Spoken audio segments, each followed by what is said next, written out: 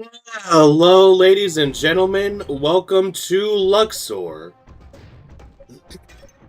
So, how are all of you guys doing today? You guys doing good? I hope so. Hope you guys are happy. Hope you guys are healthy. Hope everyone's having a great day today. And that there's good vibes all around. So, I'm doing the second half of Stage 12 today.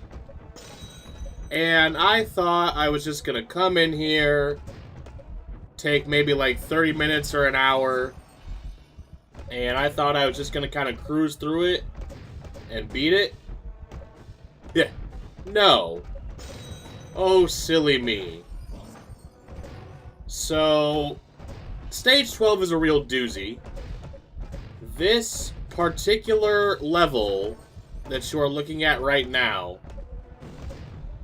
this took me about 21 tries. Thank Jeebus that in this updated HD version, they basically give you unlimited continues. Because otherwise, I would still be here trying to beat this. Now, this level in particular is pretty cruel. When it first starts, not only is it all the way up at the top, so your shot takes a while to get there, but it's angled and cornered. So sometimes you'll miss. And then when you can finally hit it, it's basically at the end and you're screwed. Especially this middle section right here, it's kind of like Khufu's Revenge. It blocks off an important part of the segment. In fact, I think this level on this specific stage might actually be worse than Khufu's Revenge. This level can actually go die in a hole. So all you can hope to do is hope you get good power-ups. And... oh my god, I missed a backward ball. That hurt. That... ouch. Oof. Might... ooh, that was close. Oh, I fucked up. And there it goes. That was not a time to make a bad shot. See, look, defeats 19. Now, I don't have every single attempt recorded, but I got the first dozen or so attempts recorded. And then between that video and this video, I tried a few more times before recording this video, and I eventually get it. I think I've said it before, but just in case I haven't, Luxor 1 is officially harder than Zuma 1. Now, in terms of difficulty, Zuma's Revenge, I don't know, these might be tied, but definitely one of the more difficult ball puzzles, in my opinion. And also, since we got the addition of orange, I assume it goes faster too. It's harder than it was meant to be. Well, nevertheless, we're gonna persevere by the power of Egypt. We're gonna do it. Eventually. Can you give me something other than slowdown? Slowdown and Luxor, like... it's good that it slows it down, but it literally lasts for like 3 seconds.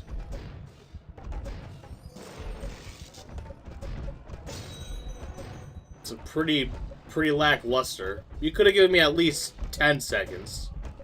Not literally a breath. Same thing with the stop. That doesn't last too long either.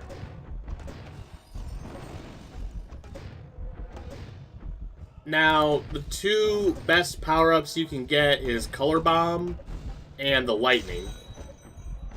Because even though there's really no vertical segments on this part, if you shoot the lightning, you can go through multiple parts of the track.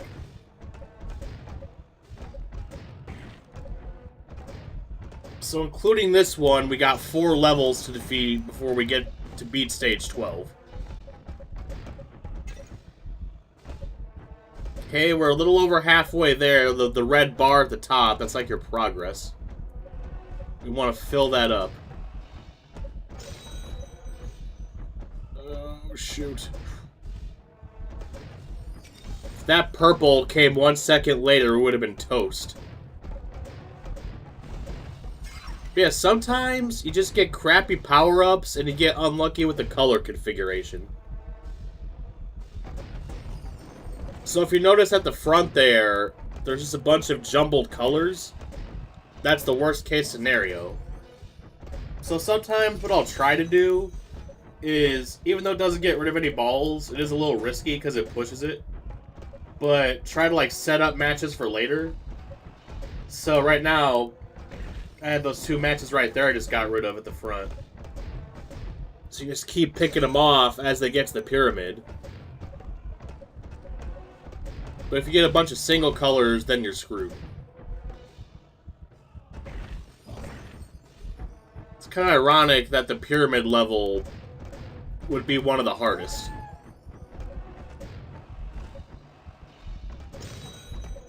Alright, well, we're not out of this game yet. We still got some good matches in the front. You can also access this bottom part as well. They don't give you many great places to shoot here. It's either blocked or angled. They knew what they were doing when they made this. Alright, we got gold. Gold bar. Now let's just not choke. We cannot choke. Don't choke it. Don't choke it. Oh my god, please don't choke it. Alright, firmly grasp it.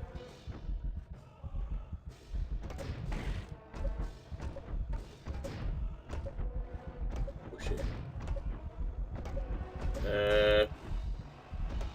This could still go wrong, so be vigilant.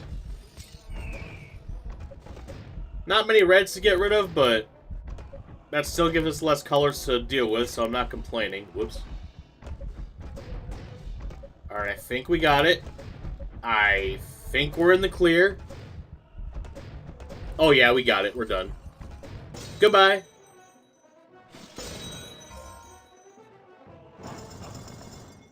Bingo. Bango bongo. I got some reward, but I can't read it. Oh, now this one's a freebie. Now, even though in the very later stages the balls move very fast, any level that ends in like this super long horizontal, that's basically a freebie. Because even if the balls manage to get close to the end, you can basically just set up a bunch of combos and matches and keep destroying them. So this whole squiggly journey that they're going on is pretty much worthless. Because it also begins with a long horizontal. In any Luxor game, horizontal lines are your best friend. That is what you want. Especially if the stage ends in like a vertical segment, those tend to be the harder ones. But yeah, they pretty much gave us a freebie here. Now you still gotta not get too cocky though. You could very well still lose if you're not concentrating.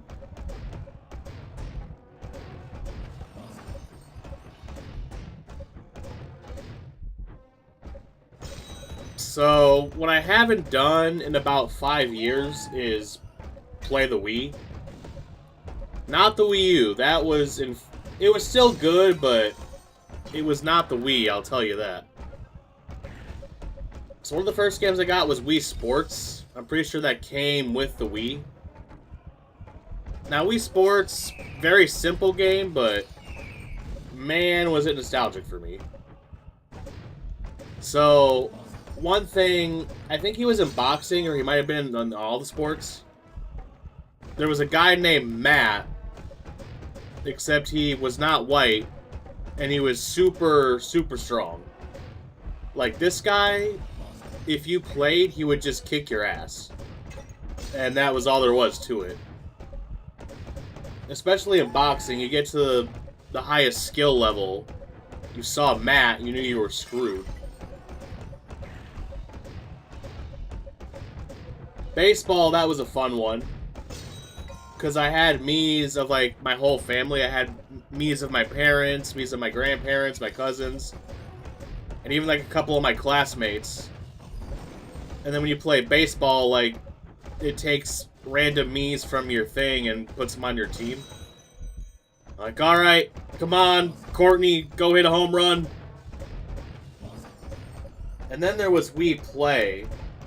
Now, Wii Play is mostly forgettable. You had like a shooting game, you had a pool game, and a fishing game. But there was one game on... So the game had a bunch of minigames. There was one that stood out among the rest. It's like they made one great, awesome game, and then they put all their time and effort into that. And they're like, oh shoot, we gotta make more games. And they just slapped them together. And that game was Wii Play Tanks. Basically, you were a little tank riding around and you shot other tanks. Now, the worst ones were these bright green tanks that didn't even move. They would shoot these crazy fast rocket missiles, and they would bounce all over the place. And they were super calculated, too. It seemed like they always knew exactly how to calculate their shot to hit you. And then there was white tanks that just straight up turned invisible. Now, Wii Play Tanks had, like, the cruelest joke up its sleeve. So, the first time you play the game, there's 20 levels. And when you get to level 20, it says Final Mission. And that's when you see the invisible tanks. And then once you beat it and you play it again, the second time it just says Mission 20, and there's more levels. There's actually 100. So you play through the first 20, and then you gotta play it again just to get to 21 through 100. As far as I recall, that's the first troll there ever was in a video game. I don't think I ever made it to 100, though. I think my record was the high 80s. And then we had Mario Kart Wii. That one was a classic. Now, I almost always got Mario Karted, where you're in the final lap and then you just get hit by everything. You get blue shell, then you get knocked out of the way by everybody. Wario whizzes right by you. Luigi comes on and hits you with the shell. And pretty much every Mario Kart's got a rainbow road. But you might as well call it Fall Off the Track, because that's exactly what you do. Even the NPCs sometimes will just ride right off the track. Like, you go off a ramp and you'll just veer all the way to the left and die. Oh, speaking of dying. Yeah, this one is also quite the toughie, but still, I would argue nowhere near as bad as that stupid pyramid level. I knew we were going to die at least once on this one. Yeah, this one, there is barely any horizontals. It's all vertical, and then even when it's not, they got this curlicue thing going on.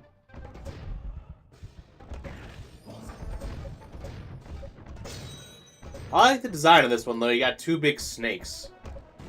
And you got the moon coming out. That looks pretty cool. And then I had a bunch of, like, cheap Wii games that probably nobody knows about. There was Mercury Meltdown Revolution. It was basically like a puzzle platformer. you were a ball of mercury, and sometimes like things would change your physics, and you had to get to the end. It was a perfectly passable time waster. And then there was Chicken Hunt, where it was like a shooting gallery with chickens. You just try to get as many chickens as you can. And then there was Too Fast for Gnomes. You're this garden gnome, and you can't stop running. You can only jump, and sometimes you get punched. Now, when I was younger, one thing I thought was really funny, if you fell off the cliff, when he fell, he would just go, "Bah!"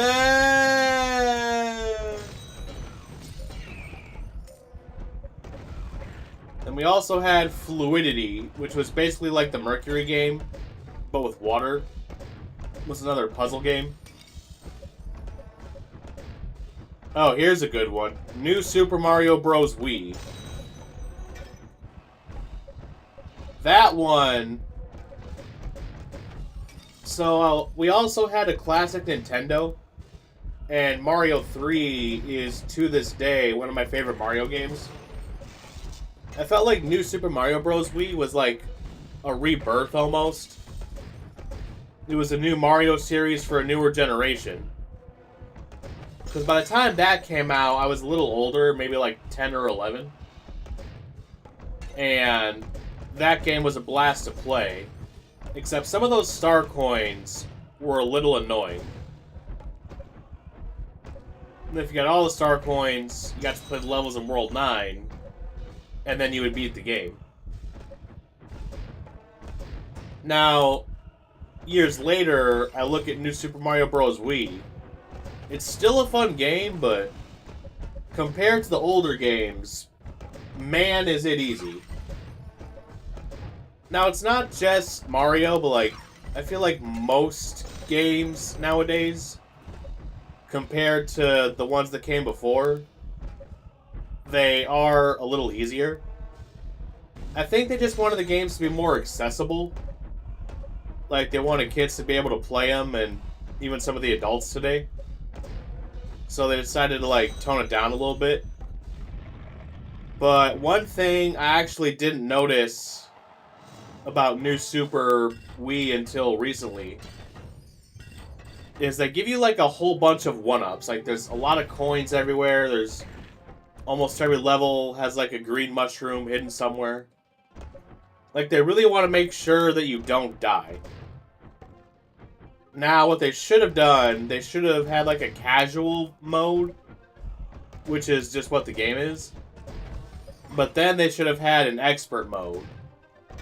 Like, they should have made it like the original Mario Brothers. Like, if you get hit, you go right to Small Mario. And then just make the lives a lot rarer. You gotta have, like, a mild sauce and a spicy sauce. And then, keeping on the Mario train, there was Mario Sluggers. Which was basically just baseball. And then we got the infamous Mario Party. Now, Mario Party is actually a nice little metaphor for life. So if you've never played Mario Party before, here's how it works. So you're on like a game board, and in most Mario Parties, the object is to get as many stars as you can. So you roll the dice, move on the board, and then either after everybody gets their turn, or sometimes you gotta land on a space for it, everybody plays a minigame. And then, usually, if you do better on the minigame, you get rewarded more. You get more coins to buy stars, or maybe sometimes you'll even get a star. But if you do well in the minigame, you get rewarded and you get advantages. However, especially in the older party games, it doesn't really seem to matter how well you do in the minigames. Because the board and the dice, they screw you. So you could do really well in the games, but you could just get really crappy rolls. Or there's some spaces on the board that are literally designed to, like, not make you win. So you land in one of those spaces, you lose a star, next thing you know, you're in last place. There's literally a space on the newer Mario Party called Chance Time. And there's a small chance that it will take all of your stars and just give it to somebody else. And especially if that happens right at the end, you're pretty much screwed. So yeah, so even when you work hard, most of the time you don't get what you want and you end up getting screwed. So I feel like everybody should play Mario Party at least once so that they know like what's coming up. Hard work, and that does not guarantee that you're going to have a good time. But that's kind of what makes Mario Party fun to play. It's kind of similar to Mario Kart. Like, even though it is kind of an unfair game, there's almost like, you're almost attracted to the chaos. Like, it's fun to play. Same thing with Mario Party. Like, you know going into it that it's going to be rigged and unfair. But we still play it because it's fun. Especially when your friend loses all his stars and he rages. You know what it reminds me of? It kind of reminds me of either Monopoly or Uno. Like, those games are designed to make people angry. Like, oh, you're going to win? Draw 4. Hey, you landed on my hotel. Give me $1,000. That's kind of similar to what Mario Party does to you. It's the fun version of chaos.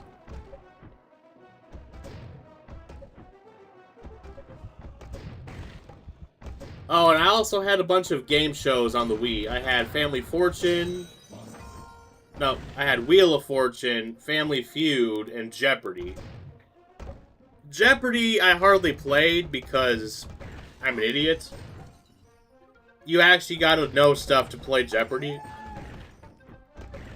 Now, the Wii version, it's multiple choice, so you at least have a chance. But even with that, very rarely would I know any of the questions. And we would also watch Jeopardy sometimes, and like, maybe 1 in 20, I would actually know the answer. So yeah, Jeopardy was not my game. Wheel of Fortune was a little better. By the time I figure out the puzzle, so did everybody else. Now, Family Feud was actually pretty good, depending on what the prompt would be.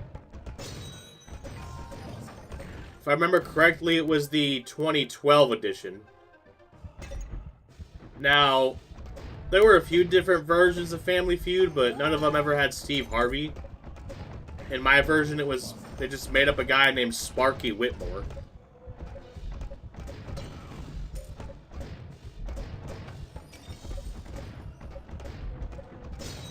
They get to fast money and then you choke it.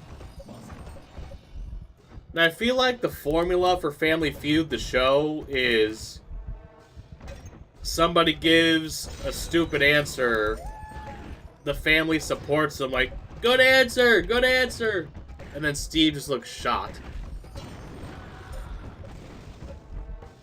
I remember one time, one of those ridiculous answers was actually up there, and Steve was like, did you cheat? Tell me right now, did you cheat?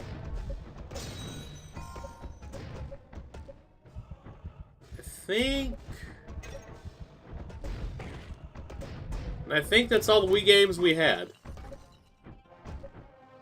Now, 2015, when the Wii U came out, one of the titles I was interested in was the first Mario Maker. So I got the Wii U. Now, I feel like the Wii U is a bit overhated. It's not terrible, but coming after the Wii, it had some big shoes to fill, and it did not have big feet, let me tell you that. Not bad, but just like, it was a little underwhelming. So one thing that was a little disappointing is the design made it seem like it was portable, but it really wasn't. Because you would try to take the console about 20 feet from the charging dock, and it wouldn't work anymore, go out of range. And then, even brand new, the battery life was like an hour and a half. But if you're a gamer, like, on an average night off, I'll spend at least 5 hours playing games. Like, an hour and a half ain't gonna do it. You're gonna have to give me more than that. You're gonna go to an all-you-can-eat buffet, and you're gonna give me a small plate of fries? No. We gotta go bigger. Now, there were some good games on there. Yoshi's Woolly World was fun. Man. You know, I don't think I played the Wii U that much. I really can't remember much about it. It just got its ass kicked by the Wii. Alright, so here we are at the final level of Stage 12. And I don't know what the heck's going on with this track. It's all over the place. But once again, we got that nice horizontal at the end. So they gave us a freebie. Honestly, I deserve it after those two levels they threw in there. The snake and the pyramid.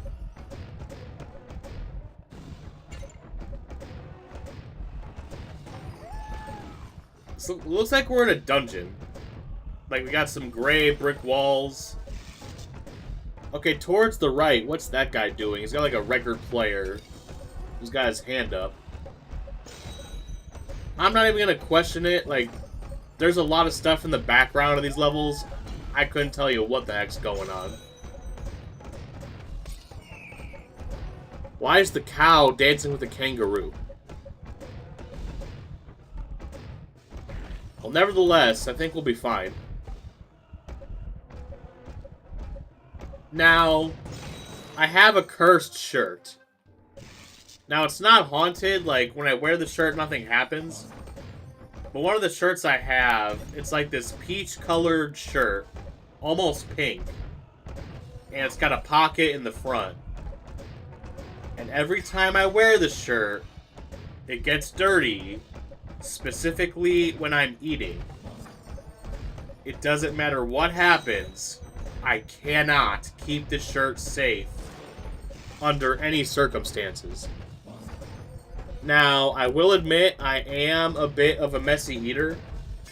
Like, at least a little bit of ketchup or something usually spills. But I've noticed when I'm wearing this shirt, it, like, attracts the food. It's like the shirt's hungry as well, and it wants a bite. So I was eating a sandwich. Now, my go-to sandwich is cheese, turkey, mustard, mayonnaise, pickles, and if we have it, tomato. So I got this sandwich, and I'm eating it. And I notice, out of the corner of my eye, this big glob of mustard about to come out of the sandwich. And as soon as I saw it, it was already too late. I already had the sandwich halfway lifted to my mouth. And there was no time to retreat. Mustard glob fell off right on the shirt. Another day, I was eating a burger. Exact same thing happened. Ketchup right on the shirt. So when I wear this shirt, I try to not put as much sauce or condiments on my food. I was eating, like, French fries. One of the fries broke off, bounced off my shirt, and had a little ketchup on it. So it seems like it's just a canon event. It's inevitable that that shirt will get dirty. And then one time, the worst of it, we were at a movie theater, and we snuck in some candy. I snuck in these, like, chocolate-covered almonds. And I had the container of almonds. It was open, but I had my arm on top of it. No, I wasn't holding it in my lap. It was, like, under my arm. At the end of the movie, the lights come back on. Somehow my entire shirt is just covered it looks like someone freaking diarrheaed all over it. And I'm like, how? How? So yeah, that shirt, just I don't know what to do. And we have beaten stage 12. Well, we got one more stage to go. Can we do it? Well, we'll find that out next time. Thank you all for watching. Hope you enjoyed the video. And everybody, just do me a little favor. Have yourselves a great day.